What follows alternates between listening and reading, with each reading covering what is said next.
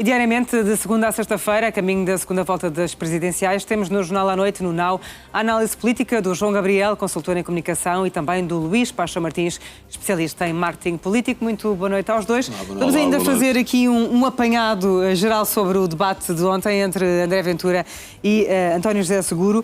Luís, os números mostram que foi um debate muito visto. Que números é que há e o que é que isso pode significar? É um dado só que conhecemos hoje, não é? Que o debate foi visto por 4 milhões de espectadores, que é um número impressionante. Mas atenção, que é um debate que estava a ser transmitido por várias televisões ao mesmo tempo. Mas sabes que há uma...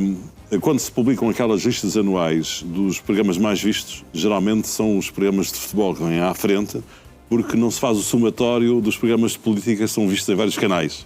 E, de facto, realmente, embora os portugueses normalmente não deem muita atenção à política, no momento das campanhas eleitorais, estes programas, os frente a frente, são sempre muito vistos.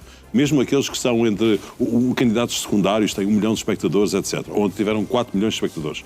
Isto é um indicador muito relevante, porque indica duas coisas. Primeiro, que há muita gente à procura ainda de informação para decidir ou para confirmar um sentido de voto.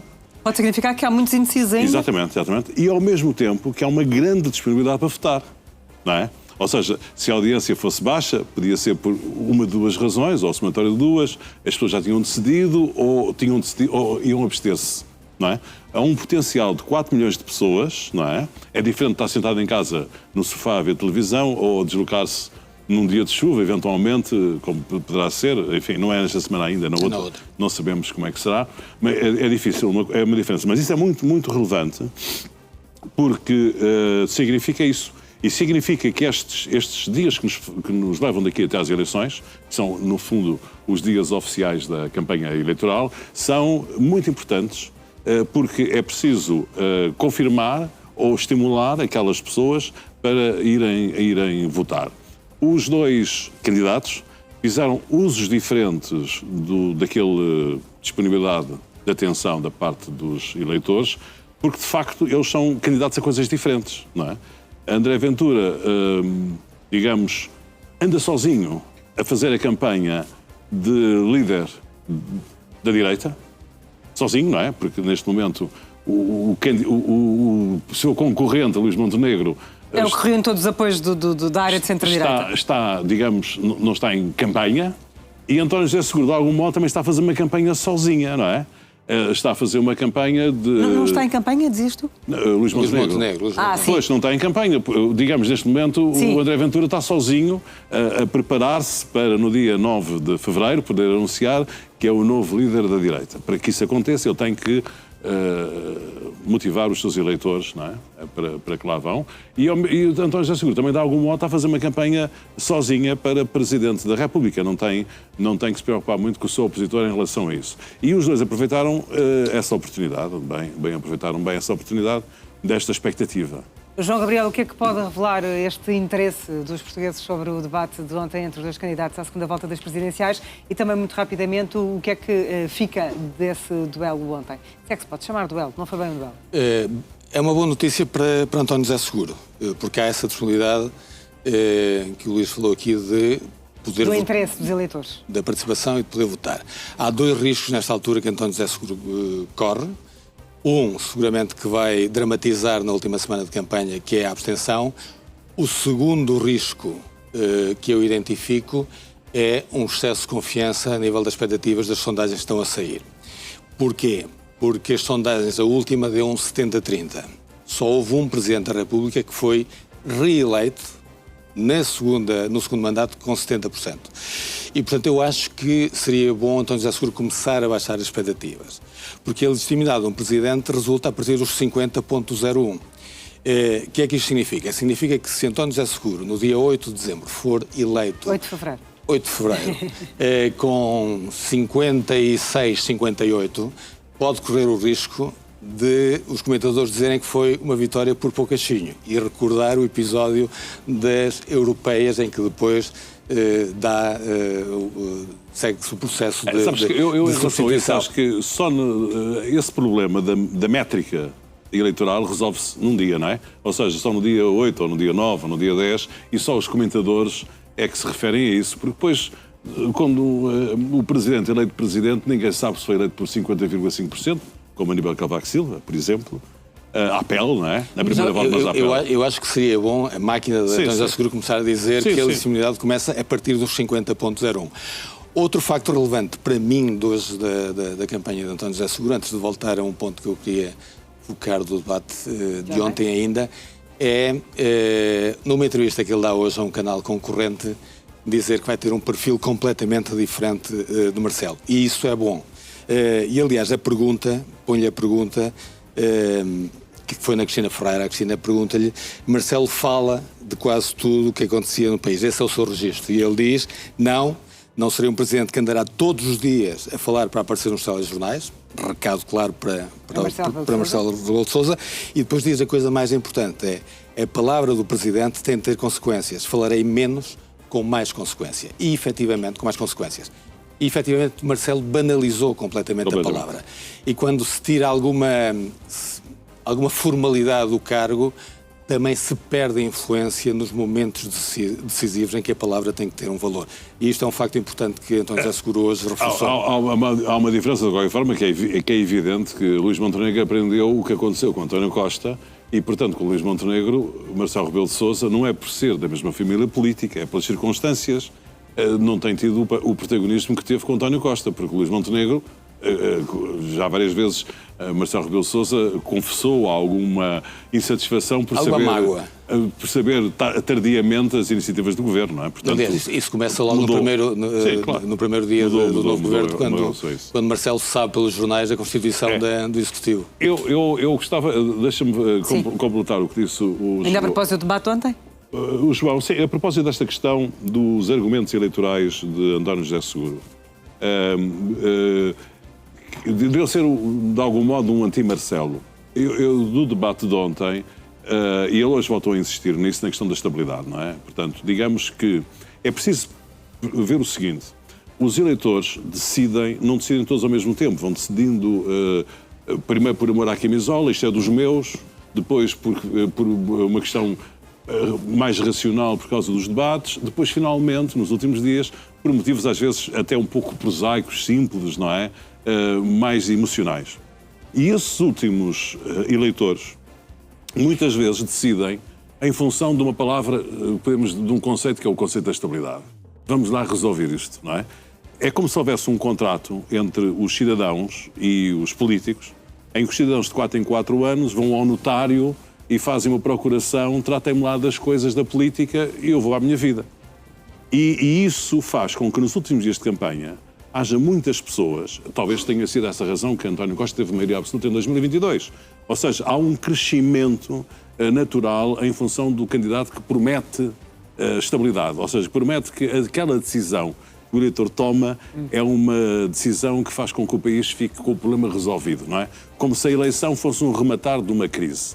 E, de facto, António José Seguro tem conseguido vender muito bem esse conceito. Ontem falou no fim dos miniciclos. Ele disse, de algum modo, que até 2019 vivíamos felizes porque tínhamos eleições de 4 em 4 anos e só agora, com Marcelo Rebelo de Sousa, é que passamos a ter miniciclos. Mas isso tem um problema.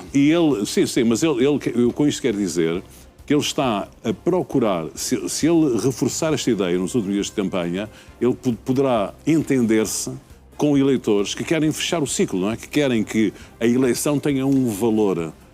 Sim, João Gabriel, qual é o problema que identificas? Aliás, tem a ver com a questão dos miniciclos? Tem a ver. Ontem, António José Seguro claramente piscou o olho ao eleitorado de centro-direita. Primeiro, diz, serei o presidente para mudar o muito que há para mudar, portanto, apela a reformas e claramente um piscar de olho aos eleitores de Coutrinho e por aí fora, e depois contra os miniciclos que o Luís falava. Qual é o problema dos miniciclos? É que eu percebo a ideia da estabilidade, mas a estabilidade não depende apenas do querer do Presidente, depende do contexto.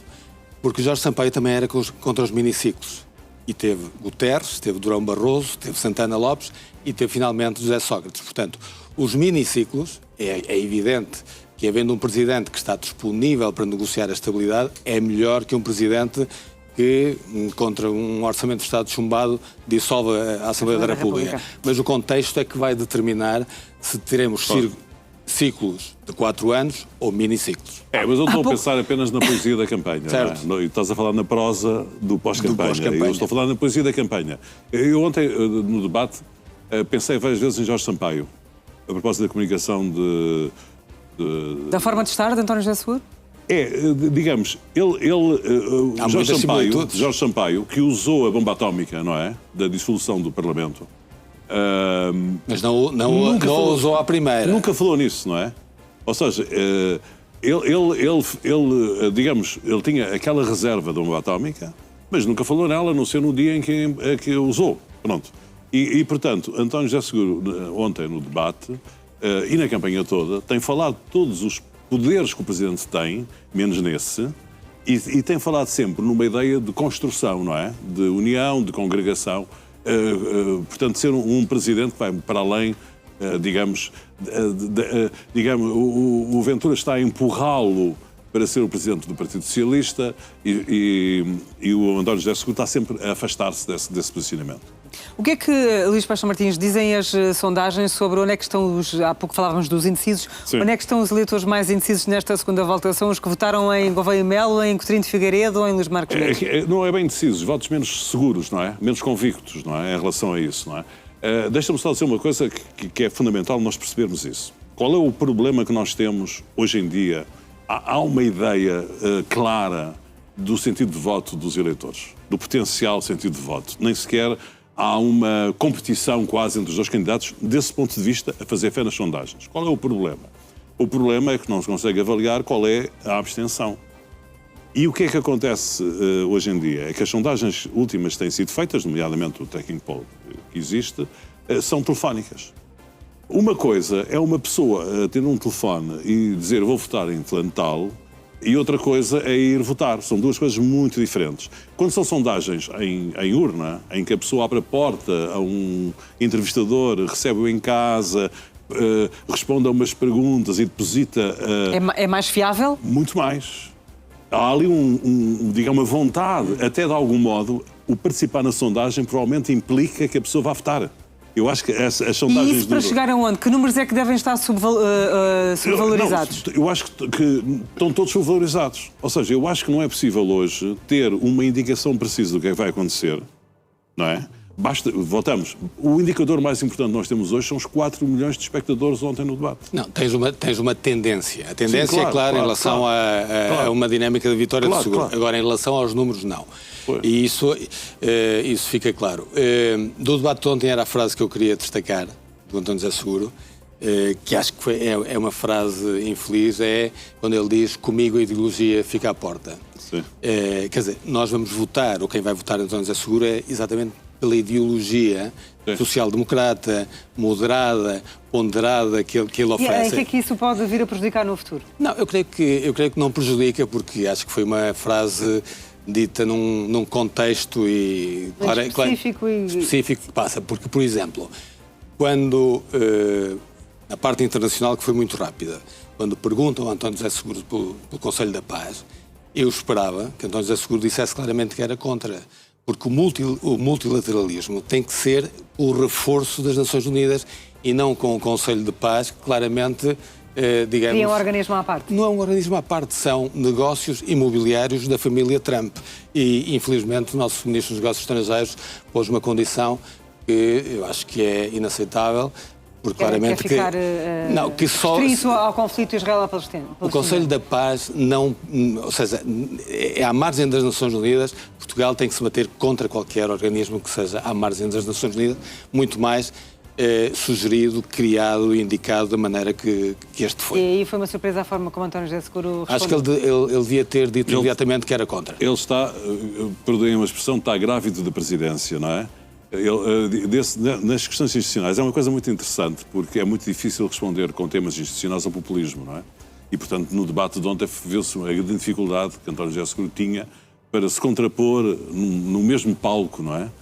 Ao mesmo tempo, porque André Ventura falava em questões populistas e António José Seguro falava em questões institucionais. Portanto, aquilo não funcionava muito bem desse ponto de vista. Mas ele, de facto, está muito preocupado com o pós. E ele prometeu uma ideia de que vai trabalhar com o governo, vai até trabalhar com outros partidos. E, portanto, digamos que a posição internacional que ele defende para a diplomacia portuguesa é uma coisa que vai ser concertada depois do dia 8 de... Ou seja, ele já está comprometido, não é? Disso e de outros pontos falaremos amanhã, porque o nosso sim. tempo chegou ao fim. Luís Pacho Martins, João Gabriel, muito obrigada Também. mais uma vez. Marcamos encontros para amanhã para mais uma análise Muito obrigado, então. ao Boa noite. decorrer da campanha rumo à segunda volta das eleições presidenciais.